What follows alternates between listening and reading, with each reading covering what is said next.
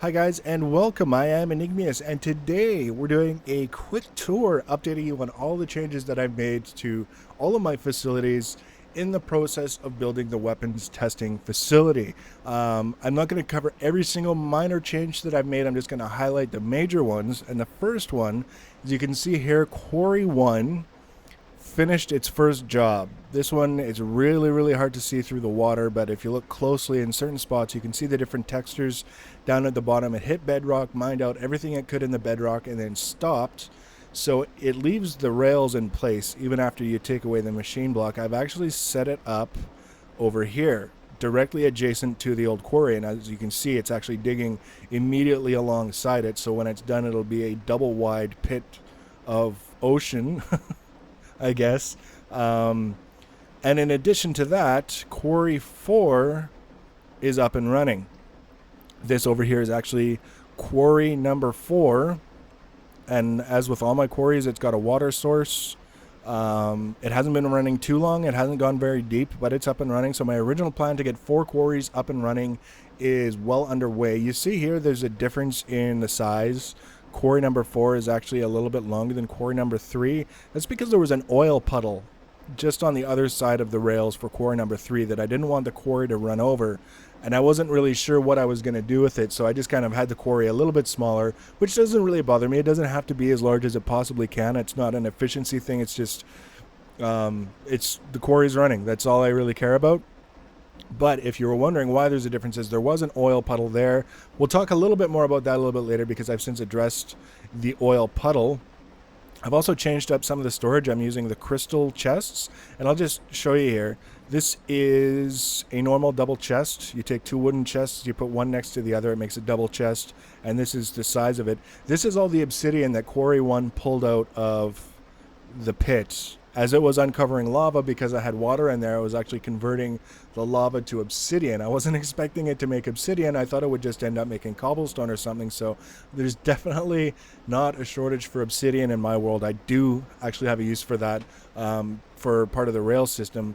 But here, these are all the diamonds that Quarry 1 pulled out of the first location. There were actually a total of 53 diamonds that it pulled out, and I had to borrow 2 to supplement the supply that I pulled out on my own with a mining laser under the bunker in order to finish making the quarries and the teleport pipes. So 53 diamonds from the quarry, and Quarry 2 is actually starting to get down to that level as well. So I expect to be pulling more diamonds out of the ground in short order.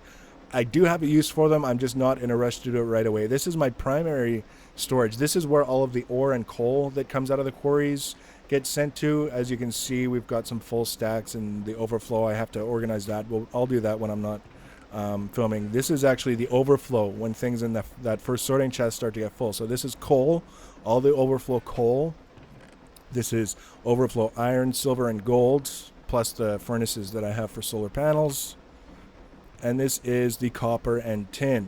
So if there were any questions as to where all of this stuff is coming from to make all the solar panels that are powering the quarries and all that, this is where. Like, I definitely don't have a shortage of ore for anything. Now we're just going to head straight on out of here. I've made a couple of other changes to other areas in the hive, but nothing worth really going around and showing you at this point. This is the rail section. Like I said, I adjusted it. It used to be out this side here, heading off towards the weapons production facility. I moved it to the north side so that it can just run straight past, and I don't have to have rail cars either going through the middle of the hive or turning to go around, because the high-speed tracks, you can't use corners. You have to slow down to make it navigate corners with the high-speed rails. So straight lines are good. Off this side, eventually at some point, I'll be setting up like a green area where I'll be planting crops and moving my rubber facilities. As you can see, they're starting to grow around the bunker, and I want to relocate them somewhere a little bit closer and where I can continue to expand the room that they take up, because it's getting quite large. Now, the biggest thing that I've done, as you can see, you've probably been looking at it up till now, is the weapons production facility. I told you it would be huge. I didn't even fully grasp when I started in on it just how large it would be. Now you can see I've also got something new going off on the right, and I'll just cover that very quickly. I'm not even going to go in there just to save time.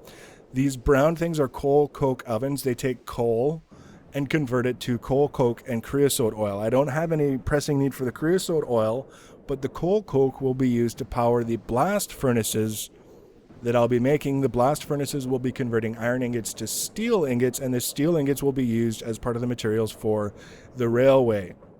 So that was part of the urgency of getting set up in the Nether. Was I have to farm materials from the Nether in order to make the blast furnaces. I need soul sand, I need bricks from Nether fortresses, things of that nature.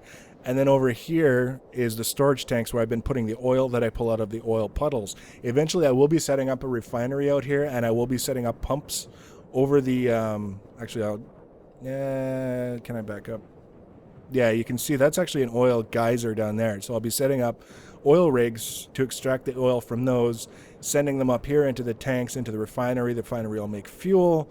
The fuel will actually be used to power equivalent exchange energy condensers and antimatter relays to produce dark and red matter and Klein stars. So that leads us to this spot here, which is the pit.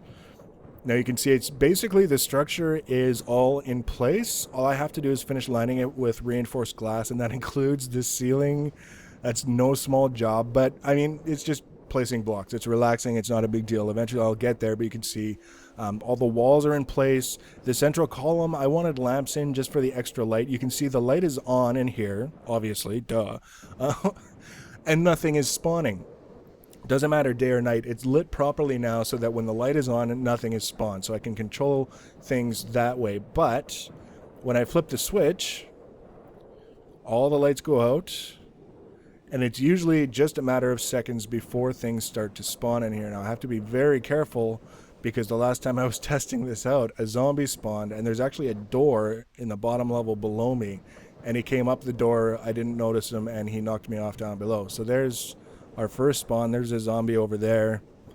And literally within a matter of minutes, this thing will have spiders, zombies, skeletons, creepers, you name it. It'll all be down here just by having the lights off. We see 3 skeletons just spawned off in that corner. So that's enough of those. I will eventually have to kill all these guys off so that, actually wait, that's okay. 1, 2, 3 zombies. There's a skeleton that moved behind the pillar, and then there's 3 more. So that's 7 mobs spawned in less than a minute. So you can see now why we have the lights on the switch is that we can go around and decide, okay, we want mobs spawning, we're not here.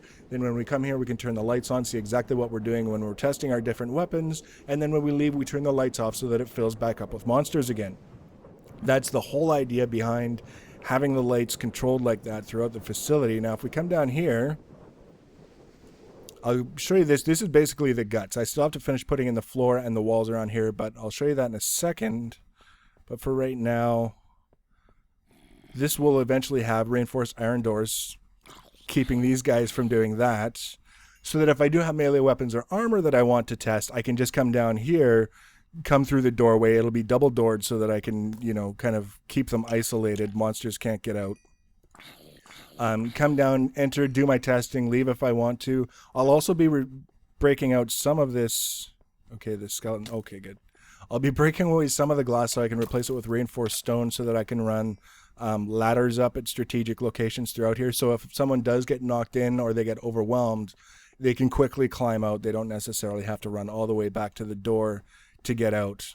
So that's the idea behind that. Now, if we come up over this side, there's a spider that doesn't belong here.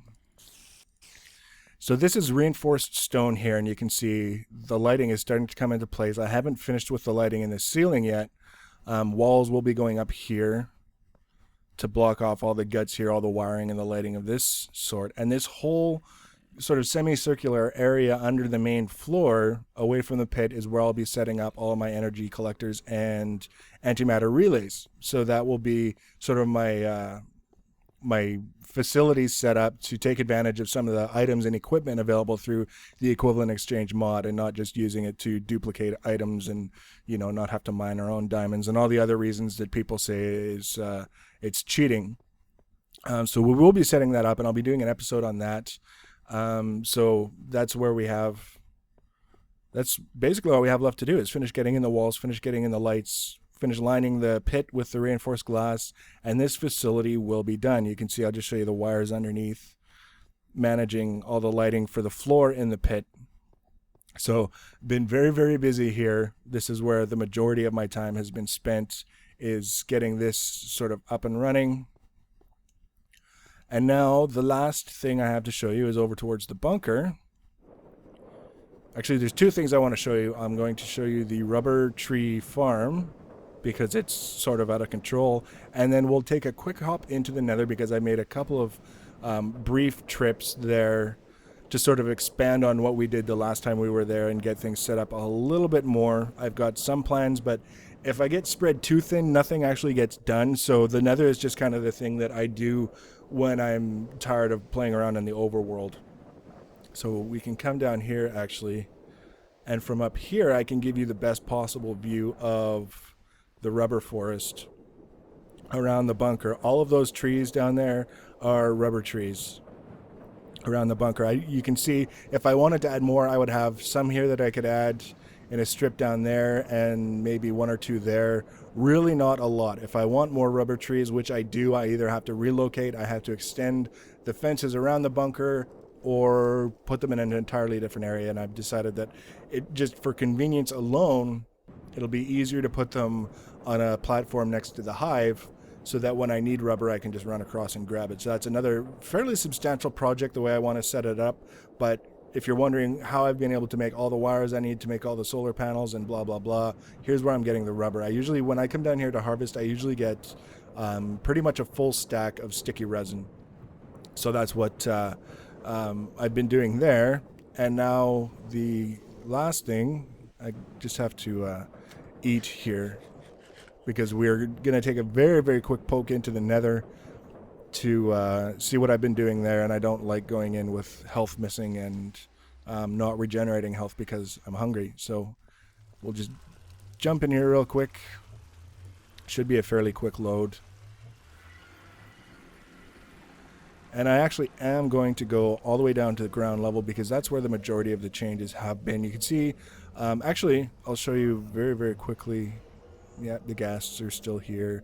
I've been getting a lot of magma cubes in my base here, which is not bad because I get magma cream from them, and I do need magma cream for the blast furnaces, but it's still kind of unnerving because they make the same noise as slimes, that kind of wet slapping noise, and I just don't like it. This here was the single largest deposit of glowstone that I'd ever seen. You can see I built a cobblestone sort of platform out to get it. I got about 2/3 of it, and I got about 5.5 stacks of glowstone from it. And then guests were giving me a hard time, so I figured I was good for the time being, and I've got that little chunk left I can go back and harvest whenever I want. But for now, we're going to head down the column and take a quick look at what's going on down here because ghasts have they appear to have clued into what I'm trying to do down here, and they don't want me doing it because every time I poke my head out, they start firing fireballs at me. The only good thing is I learned that I can deflect the fireballs with the chainsaw. I don't have to worry about carrying around a sword. So you can see down here, I've actually... Oh, here we go. I've actually replaced a lot of the netherrack with cobblestone. The ghasts are really... There's two ghasts bound and determined to make sure that I can't do live commentary. Did I get him? Oh, I just missed him. Anyways, you can see I've got a little bit of netherrack left to replace with the basalt cobblestone. It's explosion resistant, so I don't have to worry about all this crap knocking me into lava. And you can see up here, I'm actually starting to build a platform across over the lava that will extend all the way around. Anywhere where there's lava, there will be a platform just like that. And then I'll be setting up pumps over, like, on those platforms that go down into the lava, pumping lava into tanks from which I will draw lava to power geothermal generators. And that'll be the source of power for all of my operations in the Nether. And all those, of course, will be feeding an MFS unit for the 10 million unit storage capacity so that I can set up a Mark III charging bench and charge my lap packs and my mining laser and all that other stuff in the Nether without having to go back to the overworld. So that's where we're at. That's what I've been doing for the last, whenever I've been playing since I got the footage for the last weapon testing facility video. So the next video will be showing a little bit of footage of me finishing it off. Obviously, I've told you what I need to do. There's only so much entertainment value to be had in placing blocks, so I'll show you a little bit of that, but mostly I will be building a bunch of the weapons from Balkan's weapons mod, which comes with the Ticket mod pack. And then we're going to head to the weapons testing facility and we're going to test them out. We're going to see what they do. I'm warning you right now, they are textures that are not included with the Sphax Pure BD Craft. So they look really out of place in the world when I'm holding them. They're really blocky and stuff, but there's still, I mean, there's like crossbows, there's like battle axes and warhammers and all kinds of crazy stuff we'll test out. So I hope you're looking forward to that. I hope you're enjoying the series. As always, if you haven't subscribed, feel free to do so you're notified when I add a new video. And if you know anyone else who likes the Minecraft videos, feel free to let them know. Now, Guild Wars 2 launches tonight as of the time I'm making this video. So if you're wondering, yes, I am going to be continuing the Minecraft series, even though Guild Wars 2 is going and I have some commitments with regards to that. I'm still aiming to get 2, maybe 3 Minecraft videos out per week and keep this series going alongside the guides and Guild Wars 2 content that I've committed to. So keep an eye out for that if you're looking forward to either or. Not to worry, I'm not going to be discontinuing anything or reneging on any plans. So again, thanks for watching, guys, and we'll talk to you next time.